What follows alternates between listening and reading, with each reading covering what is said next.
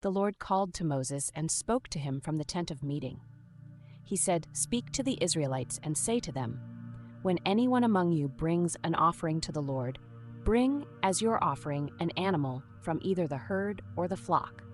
If the offering is a burnt offering from the herd, you are to offer a male without defect.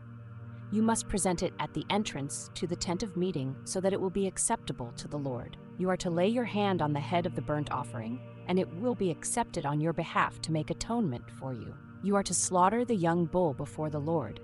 And then Aaron's sons the priests shall bring the blood and splash it against the sides of the altar at the entrance to the tent of meeting. You are to skin the burnt offering and cut it into pieces.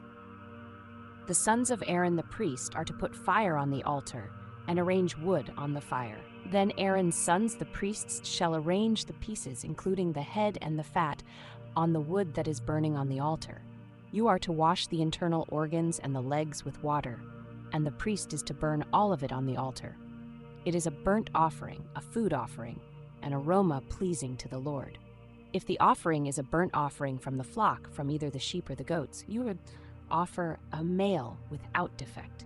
You are to slaughter it at the north side of the altar before the Lord, and Aaron's sons the priests shall splash its blood against the sides of the altar. You are to cut it into pieces, and the priest shall arrange them, including the head and the fat, on the wood that is burning on the altar. You are to wash the internal organs and the legs with water, and the priest is to bring all of them and burn them on the altar. It is a burnt offering, a food offering, an aroma pleasing to the Lord.